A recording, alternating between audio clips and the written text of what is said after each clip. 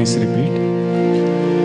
सुबह सुबह ले शिव का नाम, सुबह सुबह रे शिव नाम, कर ले बंदे ये शुभ काम, कर ले वंदे ये शुभ काम।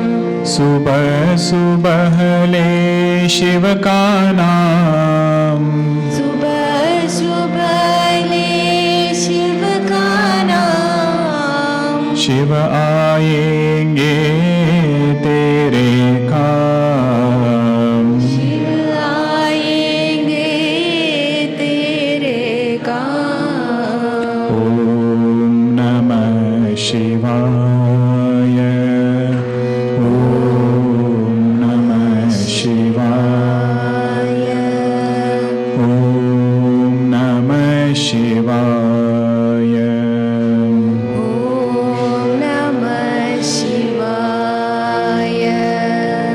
खुद को राख लपेटे फिरते, खुद को राड लपेटे बेटे, औरों को देते धन धान, औरों को देते धन दान, देवों के हित विष पीड़ा ले, देवों के विष नीलकंठ को कोटि प्रणाम, नीलकंठ को कोटि प्रणाम, नीलकंठ को कोटि प्रणाम।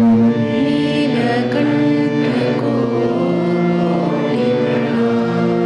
सुबह सुबह ले शिव का नाम, सुबह सुबह ले शिव का नाम, शिव आएंगे तेरे काम, शिव आएंगे तेरे काम। ओम नमः शिवाय, ओम नमः शिवाय, ओम नमः शिवाय, ओम नमः शिवाय। शिव के चरणों में मिलते हैं, शिव के चरणों में मिलते हैं, सारे तीर्थ चारों धाम, सारे तीर्थ चारों धाम, करने का सुख तेरे हाथों, करने का सुख तेरे हाथों, शिव के हाथों में परिणाम,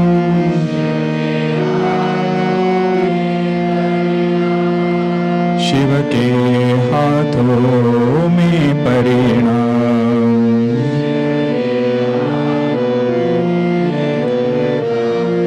सुबह सुबह ले शिव का नाम,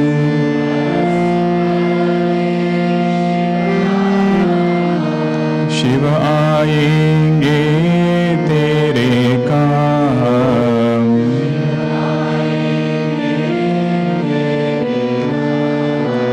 ओम नमः शिवाय,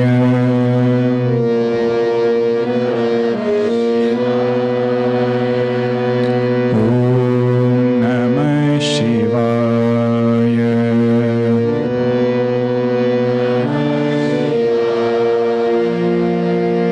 शिव के रहते कैसी चिंता,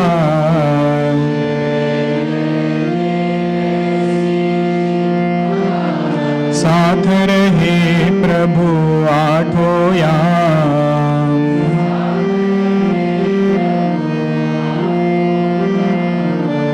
शिव को भज ले सुख पाओगे,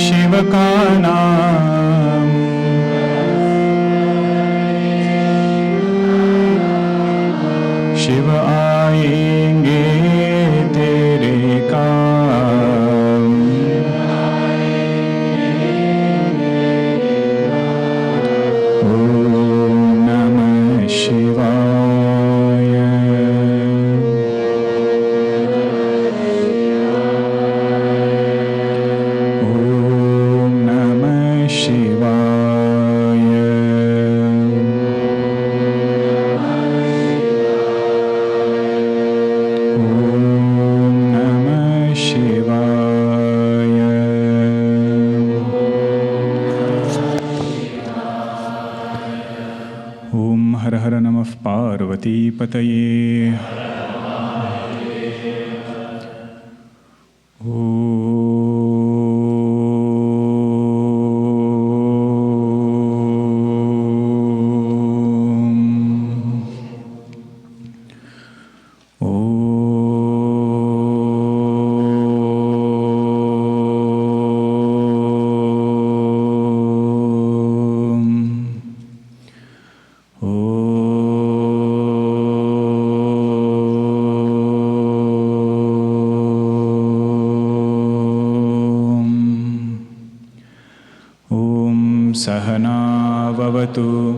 Sahanau bhunaktu sahaviryam karavavahai tejasvinavadhitamastu ma vidvishavahai.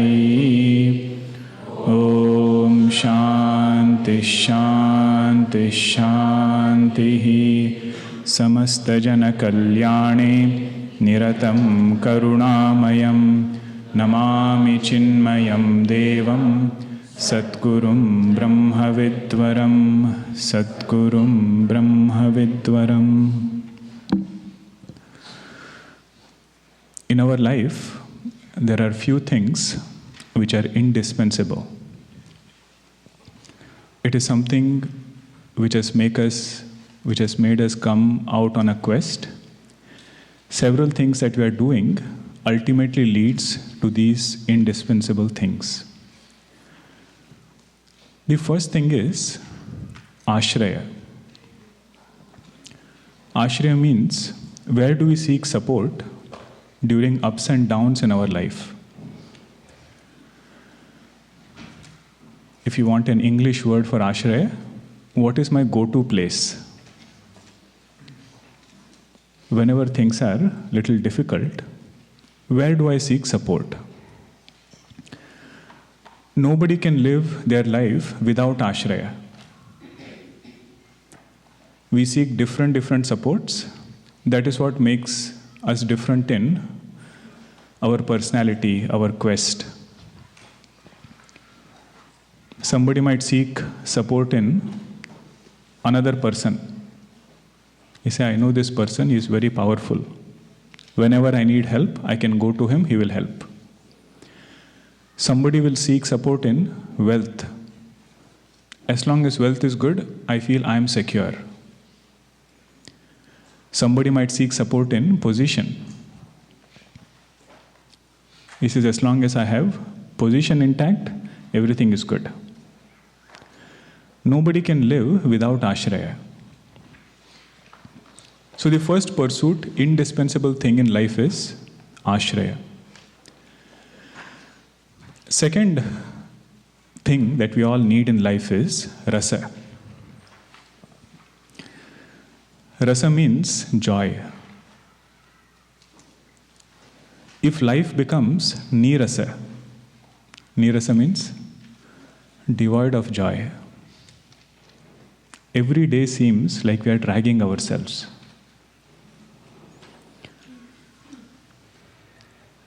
Whenever you go to a theater play, or if you have heard a poetry, they say there are 9 rasas. Navarasas are there. There is Shrungara rasa, beauty is there. Hasya rasa is there, humor is there. Bibhatsa rasa is there. Raudra rasa is there. Shanta rasa is also there. All these are different emotions. Like that, there is one rasa which is called as bhakti rasa. Madhusudana Saraswati ji, he has composed a text called as Bhakti Rasayana, where he says, in addition to all these rasas which we get, one rasa we need in our life is bhakti rasa. Rasa means joy. Rasa means joy.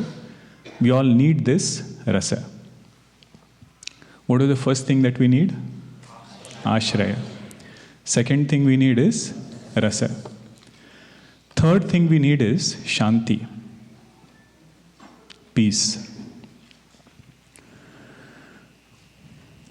anything which comes and agitates our peace, quickly we want to get rid of it. If we get an agitating thought which has made our mind disturbed, do we like to keep that thought or do we want to get rid of that thought? We try to remove that thought as soon as possible through whatever means. Because we are seeking that peace, we are seeking that shanti. Three things we are seeking: ashraya, rasa, and shanti. Three indispensable things we need in our life. But the question is, where will we find it? We need these three things. Where are we going to find it? Somebody might say, I will find it in sense objects. And it's not an invalid answer. Huh? We can find support, we can take support in objects, people. We can get rasa, we can get joy from objects and acquaintances, relations. And relatively we can get peace from objects and people.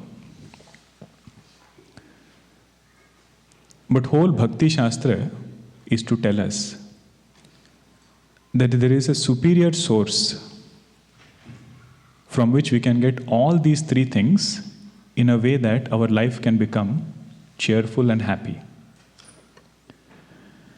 That altar is Bhagavan. These three pursuits that we are having in life, if all three of them are culminating in the Lord, that person is called as Bhakta. What are the three things he is seeking from the Lord? His ashraya is Bhagavan. No matter what happens, he says, first person where I will take support is God. He has built his bond in such a way, he gets rasa from bhakti.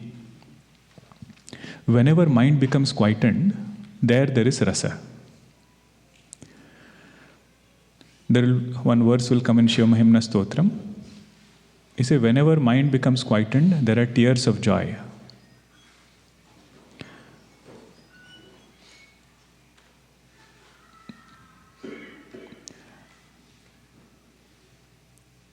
One Mahatma ji would say, rasa bhanga kar diya. Rasya balaka rodati, kiska bachcha ro raha hai. Cell phone, he would call it as children. So rasa also he is seeking from Bhagavan. His mind is getting quietened in the Lord, and his shanti comes from his devotion, his bhakti.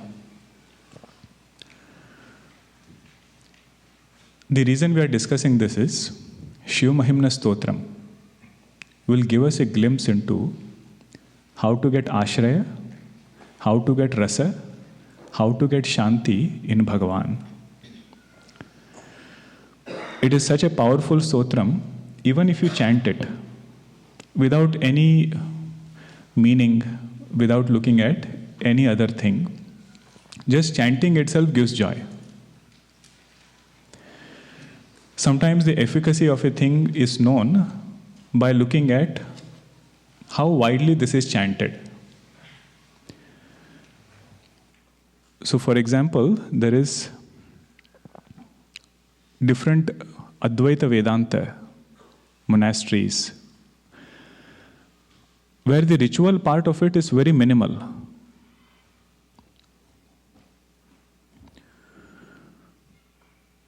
The only stotram they will chant is Shiva Mahimnah stotram. In particular, the time of chanting is Godhuli Vela. You know what is Godhuli Vela? Go means cow. When they would take cows for grazing, the time at which these cows would come back was sunset time. At that time, when they come, the dust from the feet of cows would rise up. That is when they would know this is the time for prayers. and Bhagwan Krishna would take the dust of Godhuli and put it on his head. That is where he gets the name Gopala.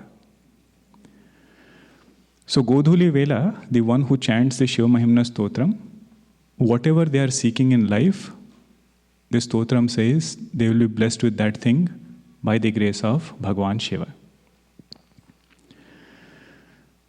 Important thing to note here is it is not Shiva stotram. What is the name?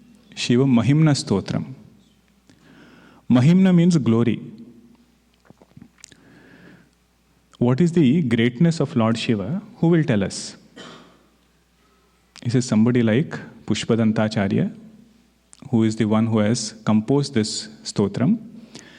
He is going to tell us what is the greatness of Lord Shiva. Wherever you see greatness, we desire that particular thing. Wherever there is Mahatmya understood, greatness is understood, we want that thing for ourselves. Just like Rukmini ji, she only heard about Bhagwan Krishna.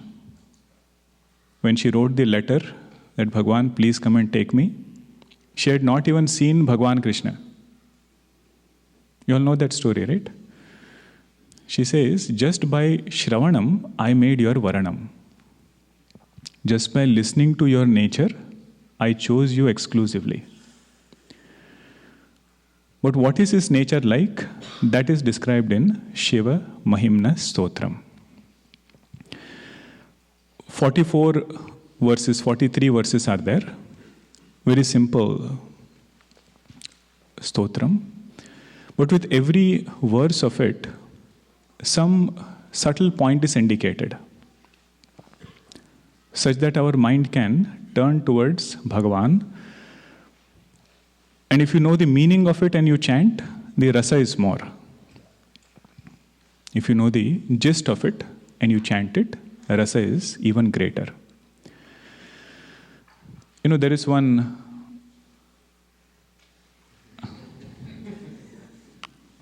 not in the class, huh? Not in the class. There is one simple thing about mind. Whatever object you give this mind, it will take the form of that object. You give this mind object of politics, this mind will become political. You give the mind object of music, mind will become musical. You give this mind glories of the Lord to think about. This mind will become Bhagavad Maya. It will take the form of the Lord. That particular mind is a very calm and a peaceful mind. Bhagwan Raman Maharshi says, have you seen an elephant walking on the street? You see its trunk, how it moves. Left and right, it will move. Whatever things are there, it will just throw it away and keep walking. He says, if you have to make the trunk steady, you have to give it an iron chain. Once it holds that chain, it will not move left and right. That iron chain is Leelas of the Lord. Different stories of Bhagwan Shiva. When we give our mind those particular glories to think about, this mind becomes steady. So every verse will have a particular topic and a theme, and accordingly we will open it up. And there is one small background story, how this composition came into being. There was one Gandharva. Gandharva means celestial musician.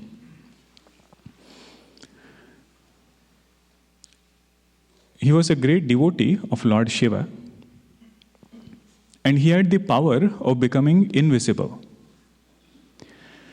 So what he would do is, the kingdom in which he lived, king had a very beautiful garden. Different flowers, fragrant flowers were there. So at night he would go invisible, pluck those flowers, come back next day, offer it to Bhagwan Shiva. Now king was wondering, how come these flowers disappear at night?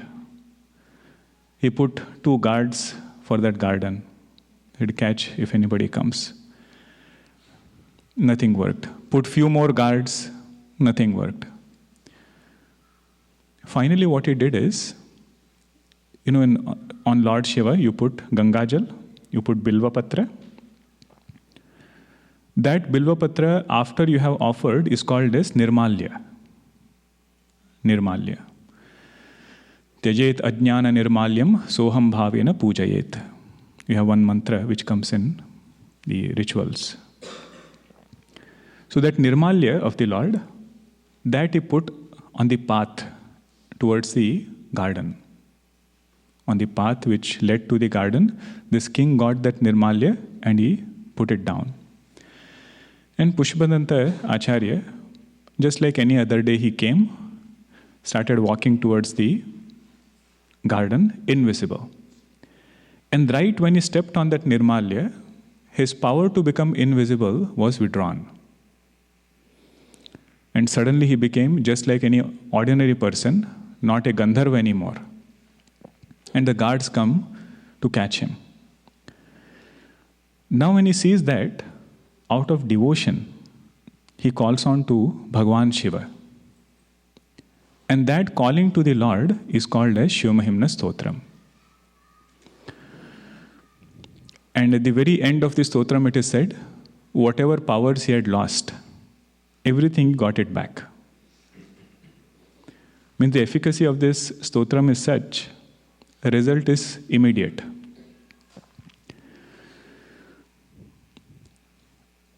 And this story also tells us few more things. Whatever we offer to the Lord has to be our hard-earned thing. Pushpadanta Acharya wanted to offer somebody else's flower. Good intention only. So there are so many instances where Bhagwan says, I don't look at what you are offering. I look at how you are offering. Next verse also we will see, the first verse. But he says, your bhavana while offering is more important than what you are offering. So if hardened thing is a simple flower, but you have grown it, you have earned it, you say offer that. But if I get a beautiful flower from somebody's garden, he says that is not worth offering. That flower represents karma. Those actions which we are doing, that is what we have to offer to the Lord. Karma yoga has to be done individually. Somebody else does karma yoga, offers their fruits. I tell that person, your fruits you should offer. That won't work. Second thing about this story is, whatever powers are there with a jiva are given by the Lord. He has given it, he can withdraw it also. Whenever we feel pride, we feel proud about our abilities, that time we should remember this story. Any ability, Pushpadanta Acharya had the ability to disappear. But any ability anybody has, Jiva's ability comes from Shiva. More this person remembers, easier is his journey.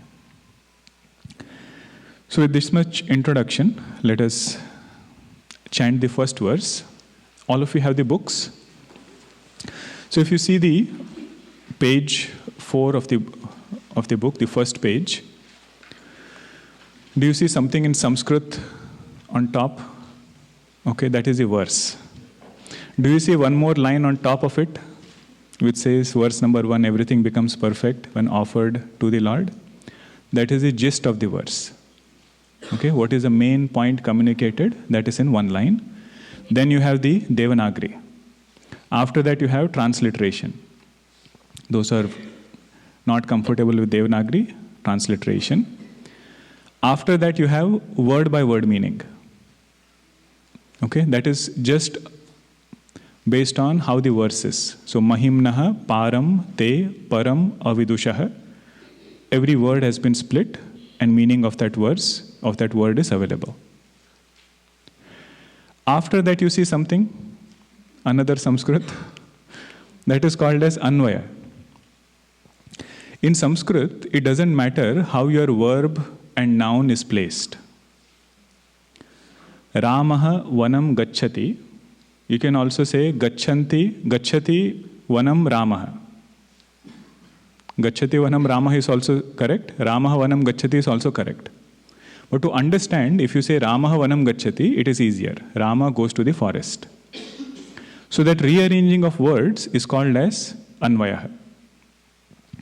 So when we see the meaning, we will be looking at Anvaya.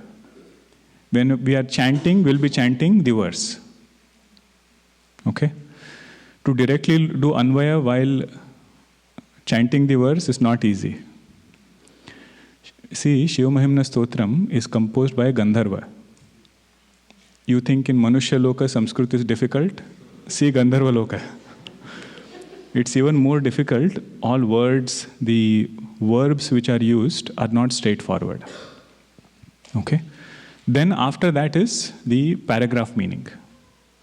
Okay. So in your study group, you will be looking at word by word meaning and the paragraph meaning.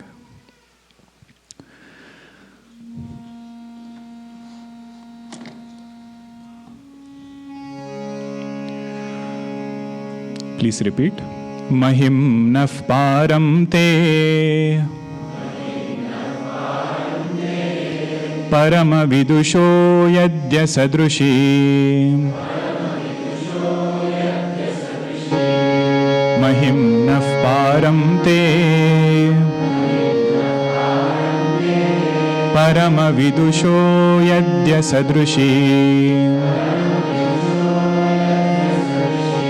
Stutir brahmadinam api tadavasannastvai girah. Stutir brahmadinam api tadavasannastvai girah. अथावाच्य सर्वः स्वमति परिणामावधिगृणन्. अथावाच्य सर्वः स्वमति परिणामावधिगृणन्. ममाप्येष स्तोत्रे हरनिरपवादः परिकरः. ममाप्येष स्तोत्रे हरनिरपवादः परिकरः.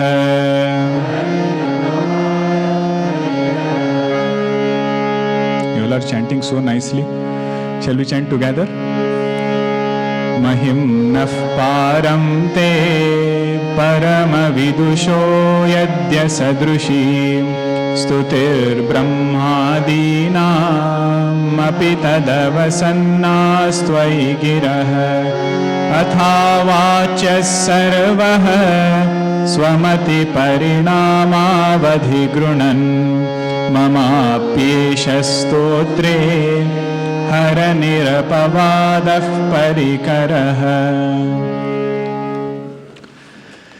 First three verses, you can call it as Mangalacharanam, invocation verses, where Pushpadanta Acharya is expressing what his heart feels or his heart is feeling before composing. Hara. Now come to Anvaya. Don't look at the verse anymore. Come directly to Anvaya part. Hara is name of Lord Shiva, one who takes away. Takes away what? Takes away agitations of our mind, takes away ignorance from our life. That is Bhagwan Shiva. Hey Hara, Brahmadinam girah api tvaye avasannaha. The praise done by Brahmaji and other devatas, they fall short in describing your glories. Whatever Brahmaji has done, even that doesn't adequately describe who you are. Tatte mahimnah param param avidushah stutihi yadi adrushi asadrushi tat na ascharyam. He says, if that is the case, if Brahmaji's stuti also falls short, and Brahmaji is the one to whom Bhagwan gave knowledge, Bhagwan Vishnu gave knowledge, the first person to give knowledge was Brahmaji.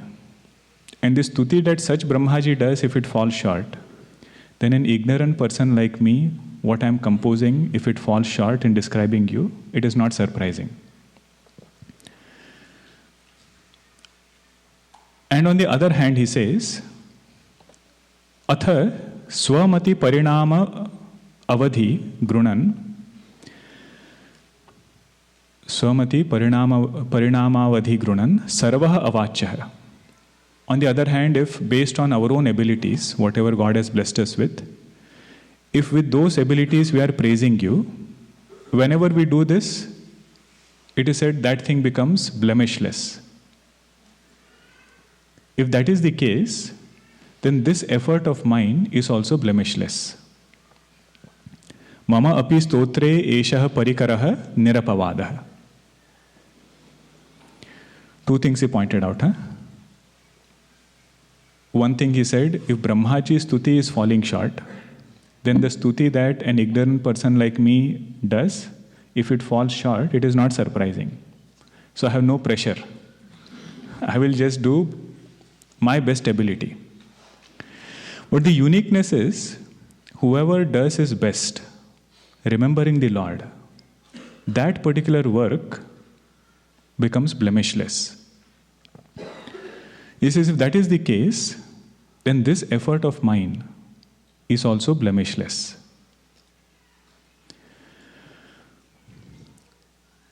So there are a few things here. First one, he says, the stuti done by Brahmaji also falls short.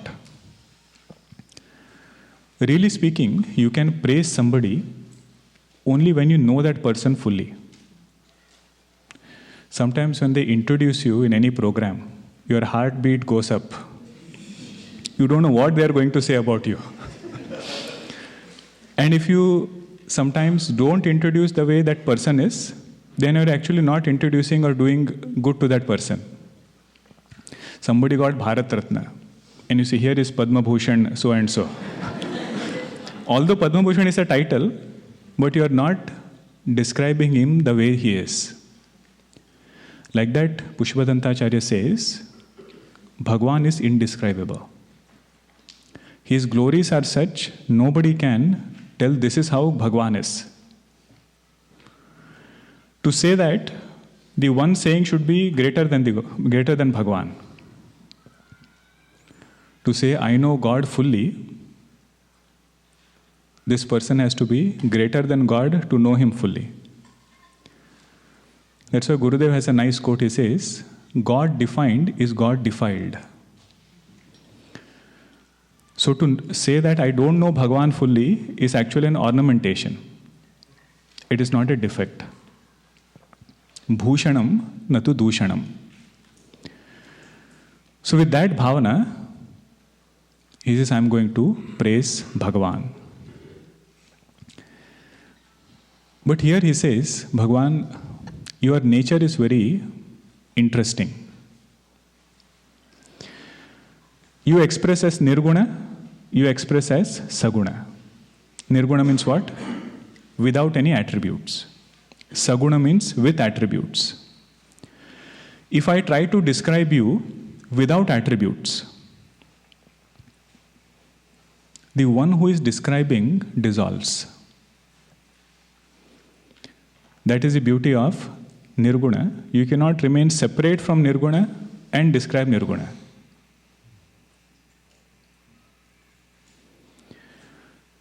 Because from the standpoint of consciousness, everything other than consciousness is an appearance. So, Bhagwan, your essential nature is pure consciousness. If I try to define you as pure consciousness, the one who is defining does not remain anymore. You see, it's very difficult, your Nirguna nature to define. The example given is darkness trying to meet light.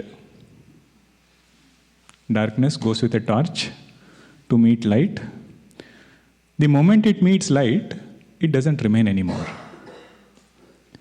Like that, when Jiva meets Ishvara as Nirguna, Jiva does not remain anymore. He says, what will I describe? There is nobody remaining to describe. So he says, Nirguna Rupa is difficult. Bhagavan must have said, okay, then describe Saguna Rupa. Describe with attributes whatever is my nature. He says, that is even more difficult. See, we have this body, right? One body, we say this is my body. Whenever we have to fill immigration form or something, they will ask so many questions. What is your height? What is your weight? So many things they will ask, you have to fill regarding this body. What is Bhagwan's body? Whole creation. Entire universe, manifest world is the body of Bhagavan. What we chant in Purusha Suktam. Sahasra Shirsha Purushah, Sahasrakshas Sahasrapat. The one who has thousands of heads, thousands of legs, that is this Virata Purusha. Now, where will you find height, weight, all attributes that we find for human body? How are we going to find for Bhagavan? He says your Saguna Rupa also is difficult to describe. Nirguna Rupa also is difficult to describe. So if Brahmaji's stuti fell short and I am falling short, it is not surprising. Because your nature is such, not easy to describe. Generally we call Bhagwan as Dwarkadhish. Bhagwan again and again reminds us, I am not only Dwarkadhish. Dwarka is a small portion which I rule, but what I rule is this whole universe. We say Jagadishvara. He is Isha of Jagat. Dwarka is one small part in Jagat. Such Bhagwan, how am I going to do stuti of? But then he says the good news is, Bhagwan loves sincere efforts. He doesn't look at what we are offering. He looks at with what bhava we are offering. If somebody comes to offer Gangajal in a golden kamandalo with the most fragrant flowers, and another person comes with coconut shell as the container, and coconut shell, sometimes there is a hole. So that hole is being closed with one finger. Somehow she is managing to bring Gangajal. And ordinary flowers are brought. It is not that Bhagwan is more pleased with the one who is offering with gold pot, and coconut shell he is less pleased with. With what effort we came, what effort we put in, that effort and sincerity pleases the Lord. And it's a very beautiful Siddhanta. Siddhanta means philosophy, Sometimes whenever we get certain roles in life, certain duties, the first question which comes in our mind is, can I do it? Am I meant for it? That time we should remember, what is it that pleases the Lord? He said, what pleases the Lord is our sincere efforts. If that we can do, the rest of it He takes care. Puja Guruji says it beautifully in one line. He says, God looks for our availability, not ability. If I am available, to make me able is His responsibility. That is His bhavana in each and everything. Because whenever we start doing something, one tendency of the mind is to compare. Nowadays, what do they call it? Imposter syndrome. I don't know if I'm doing this right or wrong. That's what it is called, right? What does imposter syndrome mean? You are unsure whether you are doing it correctly. So this verse tells us, don't worry about it. Whatever we can do, we should do it the best. In Srimad Bhagavatam, one beautiful metaphor is given. They say, it is true that eagle can fly high, but it doesn't mean other birds should not fly. So Shukdev Ji Maharaj, he prays, there have been several speakers on Bhagavatam. I just happen to be one of them. And I can only fly as high as my wings can take me. And may that please the Lord. This is a Karma Yoga Siddhanta, where this person is not under pressure to perform. Because his altar is Bhagavan.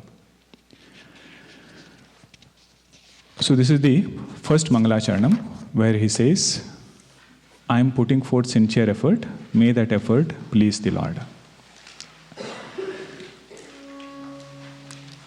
Second one is Saguna Roop of Bhagwan, how powerful it is and how beautiful it is. Atitaf panthanam tava cha mahima vang manasayoh Atitaf panthanam tava cha mahima vang manasayoh atadvyavrutyayam chakitam abhidhatte shrutirapi atadvyavrutyayam chakitam abhidhatte shrutirapi sakasya stotavyah kati vidha guna kasya vishayah sakasya stotavyah kati vidha guna kasya vishayah pade tvarvachine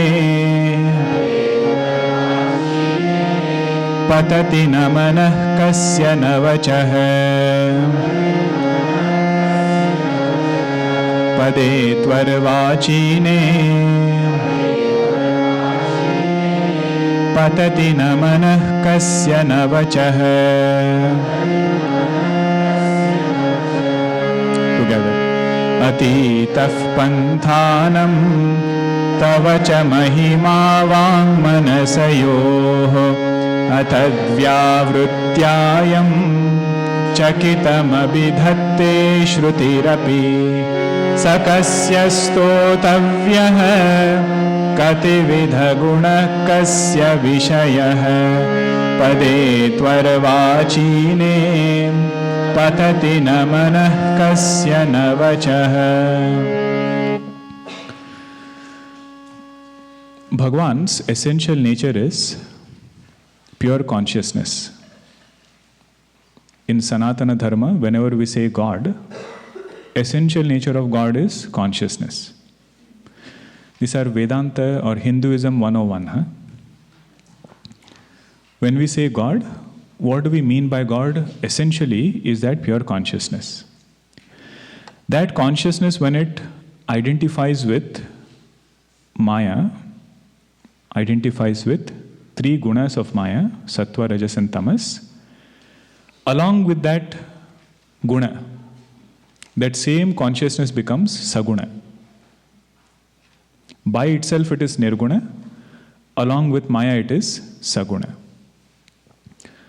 Although Maya has come, form has not come yet. First one was Nirguna, no gunas of Maya and no form. So Nirguna Nirakara. Then the second step is Saguna Nirakara. Form has not come yet. Then the same consciousness chooses to appear in a particular form. That is called as Saguna Sakara. So if you look at Bhagwan Shiva, you will see all three. If you look at Bhagwan Shiva as the one with snake around his neck, crescent moon, Gangaji, which form will it be out of these three? Saguna Sakara. It has a particular form, it has guna also. Then Bhagwan Shiva is ruler of this world. He gives results of actions to every jiva. Which form will that be? Saguna Nirakara, the second one. Because to give results, he has to identify with Maya. Without Maya, he is pure consciousness. But if he has to give results, then world has to come. He has to give results through the world. So that consciousness identified with this role of giving results, it is Saguna Nirakara. Then the previous one is Nirguna Nirakara.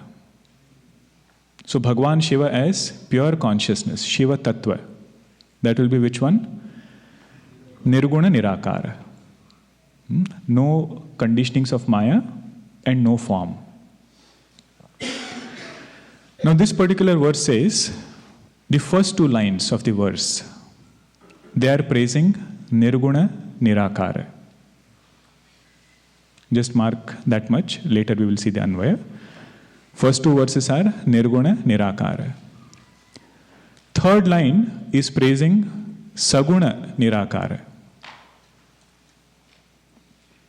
Third line is Saguna Nirakara.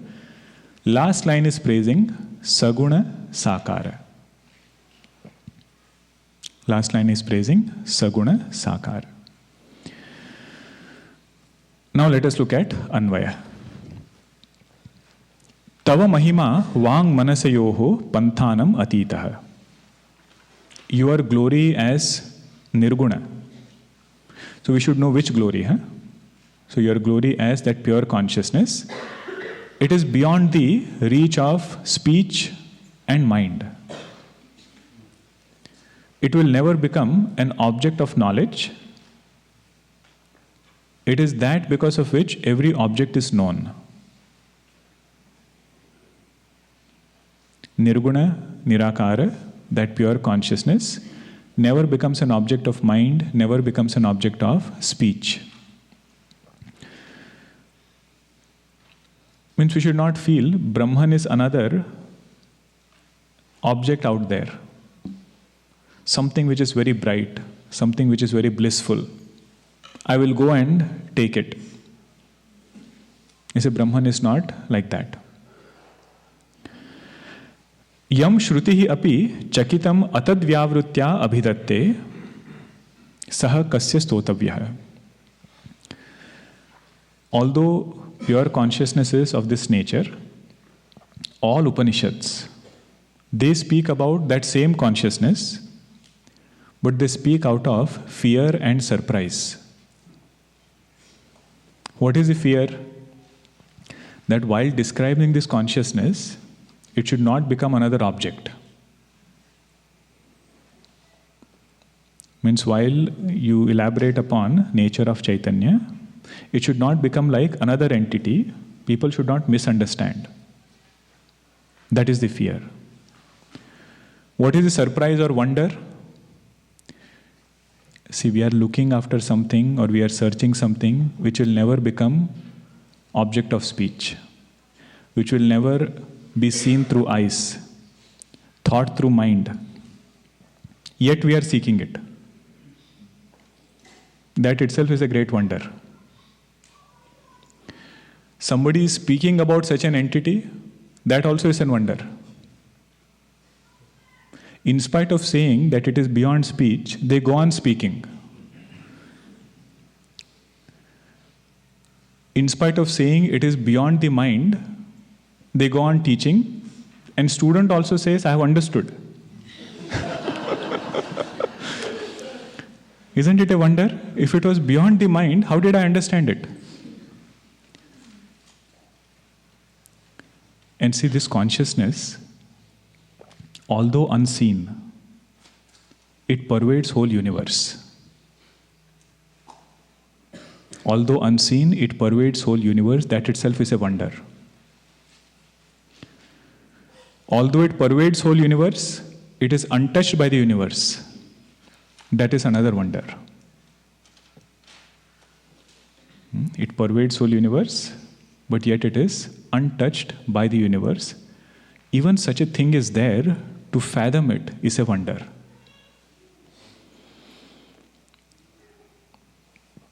So he says all Upanishads, they describe with lot of fear. Fear that we should not misrepresent the truth. At the same time, just looking at the vibhuti, the glory of this truth, out of surprise, they describe it. Chakitam, how do they describe it? Atad vyavrutya abhidatte. Through negation, they are describing it. Now, which aspect of God is being described through negation? Nirguna Nirakara. Nirguna Nirakara, the first one. Because it is ever present, all we have to do is remove the conditionings which are covering it. We don't have to create that consciousness. It's already there. Whatever is covering it in form of body, mind, that we have to negate. You know, a simple example for this is, whenever you pack your suitcase for India trip, you pack, and finally one family member says, I have few more things, can I put it in your suitcase? Now when that happens, what is he asking for? Space. How do you give space? You remove what is there. You calculate what are the things you get there. You don't need to carry from here. Those things you will take out. That is precisely atad vyavrutti. Space was already there. What was covering it was some object. You remove that object, you will get space. Like that, consciousness is ever present. What is covering it is these conditionings. Removing the conditionings, Nirguna Rupa of Bhagavan Shiva is indicated.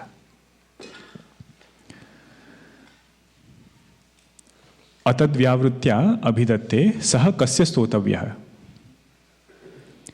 And Upanishad mantras, they say, such Bhagavan, whose object of praise can he be? I mean, this kind of truth, who can praise out of wonder? Children can play outside.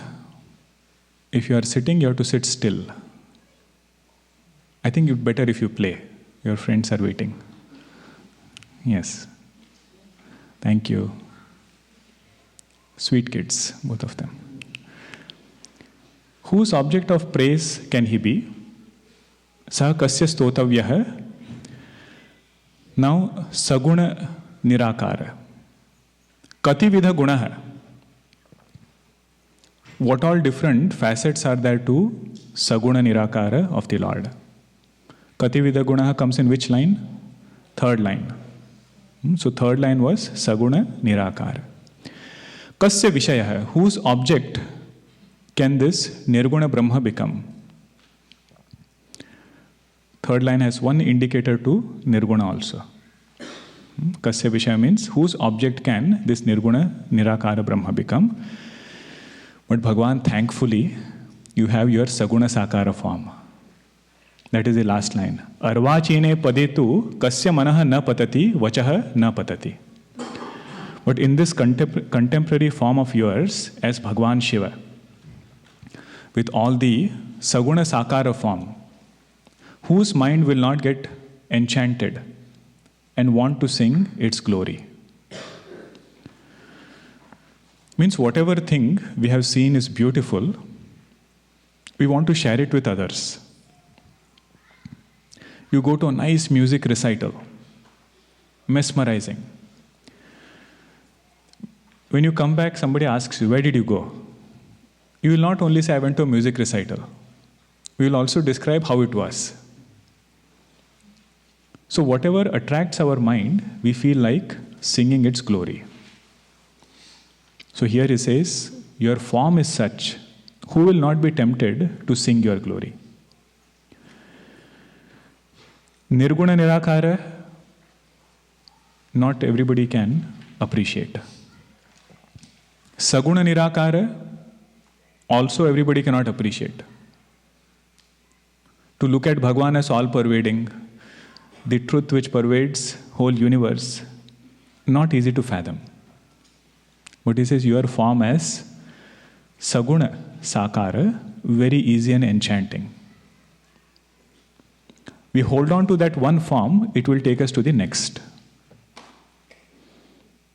Bhagwan only will guide us to different forms, finally culminating in Nirguna Nirakara.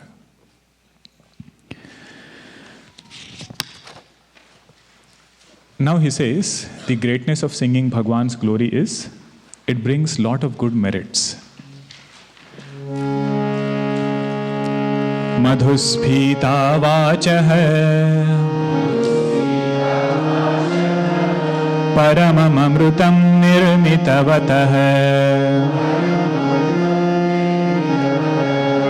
madhuspita vachah paramamamrutam nirmitavatah tava brahman kim vag api sura guror vismaya padam tava brahman kim vag api sura guror vismaya padam mamatvetam vanim गुणकथन पुण्येन भवतः ममत्वेतां वाणीं गुणकथन पुण्येन भवतः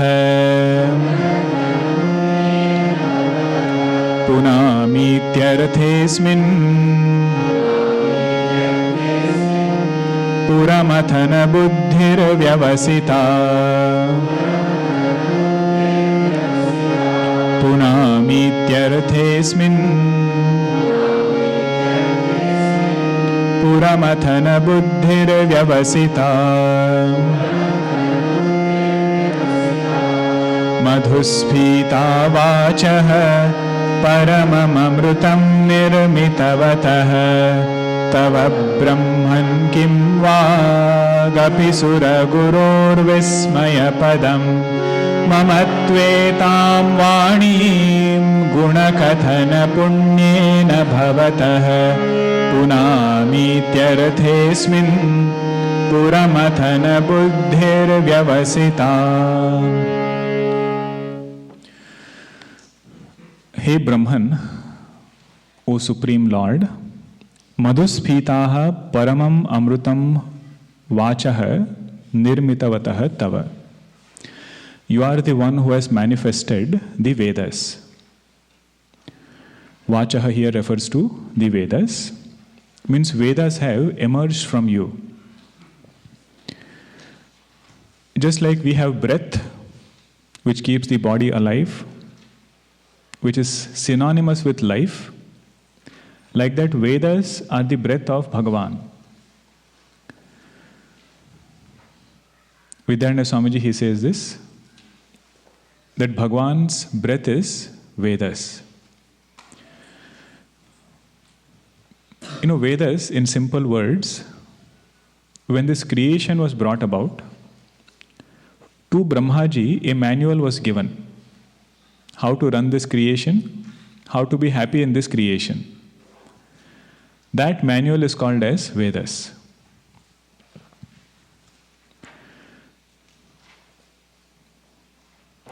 And every mantra of Veda will have a presiding Devata. For example, Gayatri mantra. Who is the Devata of Gayatri? Surya Devata. Now Brahmaji one day got a doubt. He said, every mantra of Veda has a Devata. Who is the Devata of entire Veda? He said, I don't know. So whenever they had a doubt, they would do yajna for clarity. They said, let us do a yajna, get all the fire rituals and everything, let us chant the mantras to figure out who is the Devata of all the Vedas, the entire Veda, who is the Devata. The place where this yajna was done is called as Chidambaram. And the murti which comes from that fire is Nataraja Murti. Those of you who have been there, it is said the Nataraja Murti is still there in that temple, in that place. But the main essence of that yajna is that in and through entire Veda, the one who is revealed is Bhagwan Shiva. Means Bhagwan's nature alone is revealed through all Vedas. Okay, one point I will mention here, it links back to the previous verse also.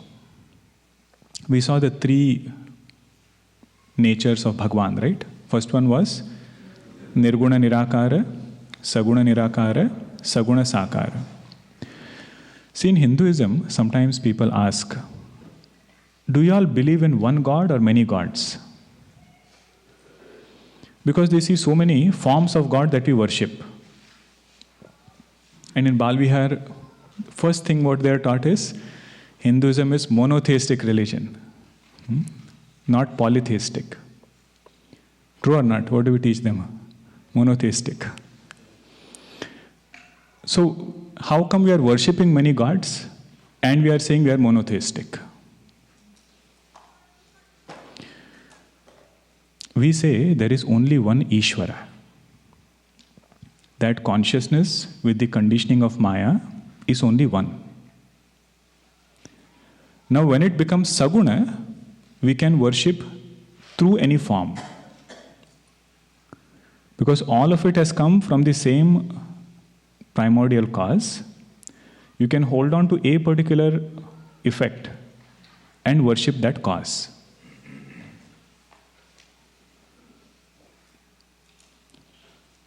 So there can be several devatas, there can be several forms of the Lord.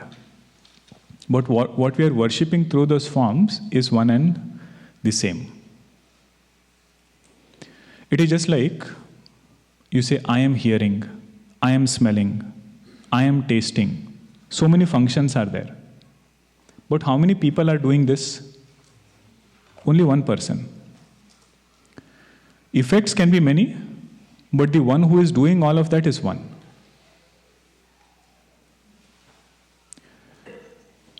And look at the beauty.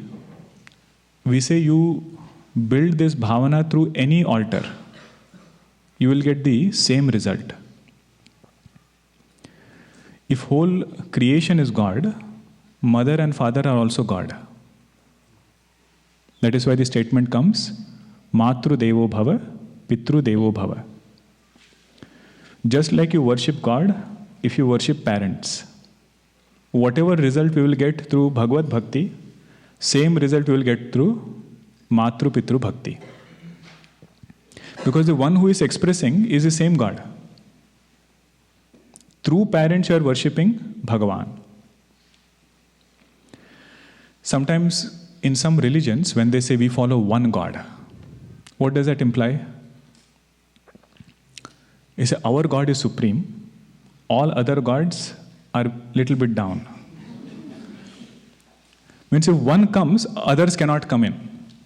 That is the idea. Whereas Sanatana Dharma is that one alone is appearing as many.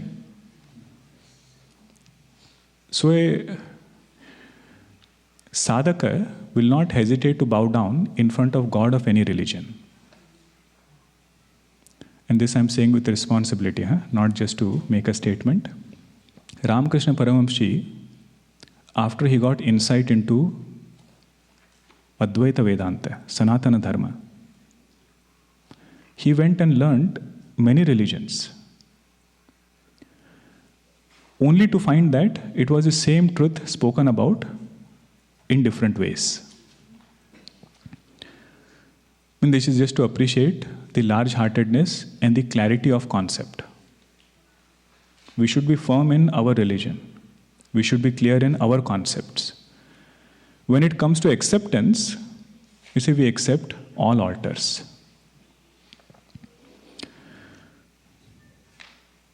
So here he says, Bhagwan, you are the one who has manifested the Vedas. Means nobody can sing your glory better than you. Vedas have sung your glory, and those Vedas have emerged from you only. Whatever composition you make after that, you say it cannot match your composition. You see, for Vedas, 3 indicators are given. First one is Madhuspita. Madhuspita means sweet as honey. So Vedas are sweet. If you want to taste this sweetness, listen to somebody who is doing Shuddha Vedic chanting. In the right swaras. Right swaras, whenever they chant Veda mantras, you feel so blissful just listening to them. That is one immediate sweetness. Second is, there are so many stories in Vedas. Very sweet stories. Nachiketa story is one.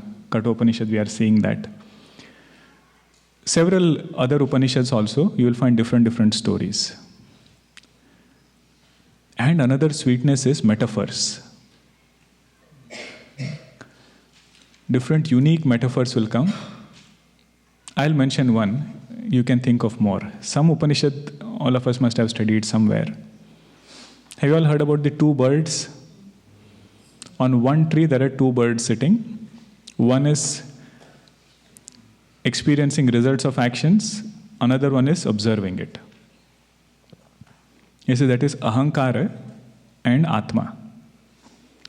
To illustrate that point, this sweet metaphor is brought. Like that, there are so many metaphors in Vedas. Madhuspita, it is.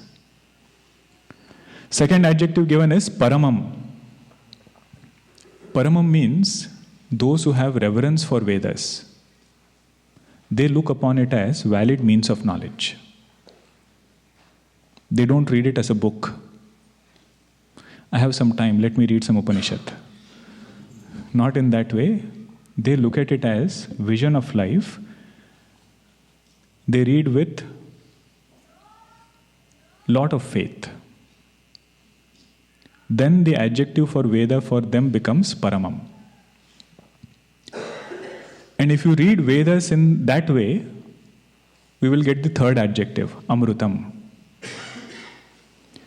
The one who studies Upanishads with faith is blessed with immortality. Blessed with the knowledge of immortality, so he gets the third result of Vedas. So 3 adjectives, but very nice. Madhuspitaha, Paramam, Amrutam.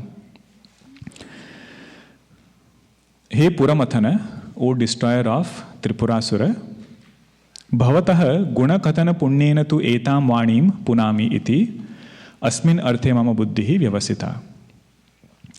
If you have already sung your glory, nobody can match it. Then why do I need to sing your glory? He says, no. By singing your glory, my speech will get purified. By singing your glory, my speech will get purified. That is the only motivation because of which I have started composing this text. I don't intend it to be bestseller. Whatever is the result going to come from this, you see, that is not my concern. There is a direct relation between speech and mind. Speech getting purified means mind getting purified. Whatever we think, so we speak. So the other way also works. If we say good things, our mind starts thinking about good things. So he says, with that motivation, I have made this resolve to compose this text. Next verse is greatness of Bhagwan Shiva. Tavaishwariyam yattate jagadudaya raksha pralaya krute. Tavaishwariyam yattate jagadudaya raksha pralaya krute. Trayi vastu vyastam tisrushu guna bhinna sutanushu. Trayi vastu vyastam tisrushu guna bhinna sutanushu. Abhavyanam asmin Varadaramaniya Maramani. Abhavyanam asmin Varadaramaniya Maramani. Vihantum vyakroshim Vidadhata ihaike jadadhiyah. Vihantum vyakroshim Vidadhata ihaike jadadhiyah. Tavaishwaryam yattate jagadudaya raksha pralaya krute. Trayi vastu vyastam tisrushu guna bhinna sutanushu. Abhavyanam asmin varadaramaniya maramani. Vihantum vyakroshim vidadhata ihaike jadadhiyah. Hey Varada, Bhagwan, who is the bestower of boons. That is the nature of the Lord. Whatever devotee wants, Bhagwan blesses. Jagadudaya Raksha Pralayakrit. Your glory is such which brings about this world into manifestation, which sustains it, and which dissolves it. Trayi Vastu. You are the one from whom Vedas have emerged, and you alone are the essence of Vedas. Trayi Vastu. Guna bhinnasu tisrushu tanushu vyastam. Because of different gunas, you alone appear in 3 different forms. As Lord Brahma, Lord Vishnu, and Lord Shiva, Rudra avatar. Yat tava aishwaryam tat vihantum. This great glory of yours, to belittle this glory. Few people, iha jadadhyah eke, not everybody, few people, they raise some questions. And they say things which are really harmful.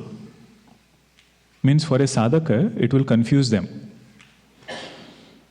When we are not strong in our conviction, if somebody comes and unsettles us, then we get shaken in our own beliefs about God, about religion. You see, they say harmful things. Aramanim means harmful things, they say. Asmin abhavyanam ramanim vyakroshim vidadate. few people they raise false objections, which in general are harmful, but to those who are not having faith, to them it looks very appealing. They say, yes, I was also thinking like this. Good that you brought it up. Abhavyanam Ramanim, but actually it is Aramanim.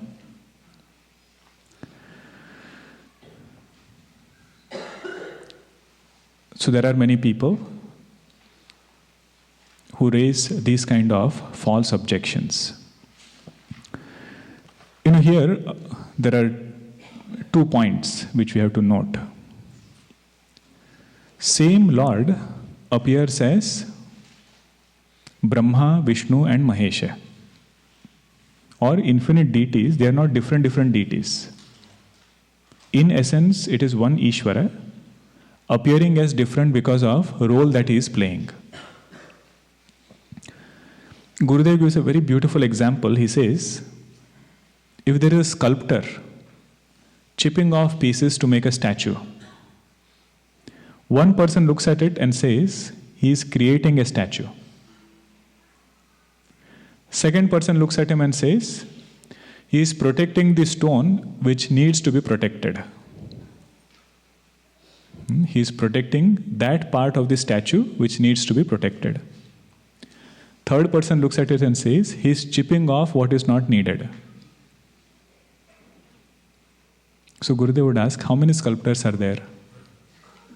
Only one. If you look at it from creation standpoint, he becomes creator. If you look at it from sustainer standpoint, he becomes sustainer. And you look at him from destruction standpoint, he becomes destroyer. So Brahma, Vishnu and Maheshvara. The one who creates, the one who sustains, one who destroys, it is that same truth, playing 3 different roles.